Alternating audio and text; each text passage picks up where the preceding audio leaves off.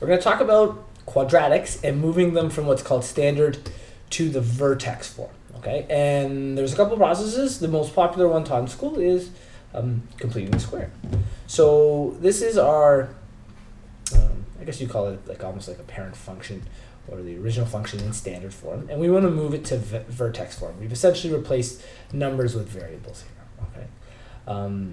So this is the example we're going to use. We need to know what the a, the b, and the c value are in order to really go through this process. Okay.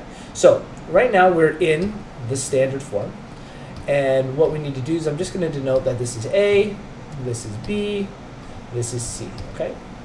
The very first step is to divide the very first two terms, so the x to the power of 2 and the x. Okay. And if it's not in the right order, you need to order this first.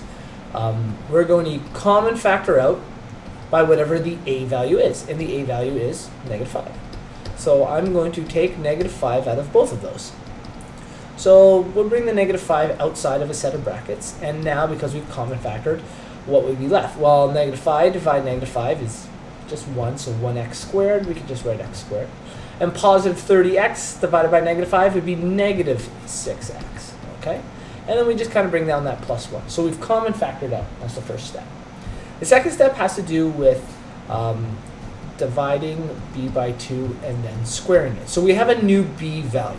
Okay, it's not the original one, it's this new one. So after that step, I guess I could call it like b naught or something like that, because it's not exactly the original b.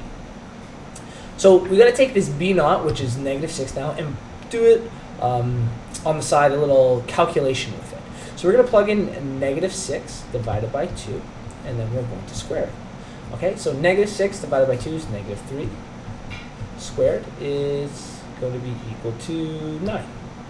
Okay, so this 9 becomes very important. We're going to add and subtract that 9 within these brackets. So our next step reads -5. And we have x squared minus 6x, so the 6x still stays.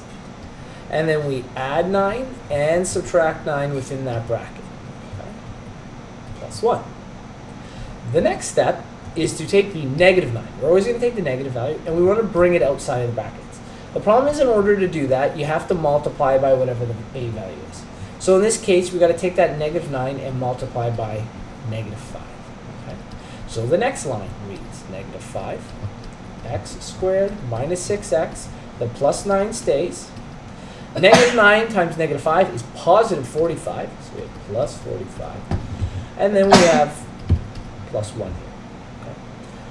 Now, this we have to technically factor, and this is called a perfect square trinomial, and I can get into a lot of detail about what we've done, but just know that what we've done is created something that we can factor through a shortcut. That's part of the reason we did this. You can factor this by essentially just square rooting the first and the last term. Okay? So instead of me getting into perfect square trinomials, you can always just look up another video on what the heck they are. Just know that what we can now do is we have our bracket. Now there'll only be a binomial, so that means binomial is 2 terms. And the first term is the square root of x squared. Well, square root of x squared is just x. Square root of 9 is 3. It's technically positive and -3, but we're going to take just the absolute value of the square root. So the 3 itself. And the operation in between is whatever the operation is. I don't know that right now, sorry. Whatever the operation is here, it's a -6, so we put in the -x minus 3 there. Okay. We then square the bracket so that it's in a vertex form, and we just add the 2 outside terms, and 2 outside terms are essentially 46. Okay. So this is now your vertex form. I'll write it all in black: -5, x minus 3 squared plus 46. Okay, and this is your a value, your h value, and your k value. So that's kind of like a quick version without going too in depth about completing the square, how to do it.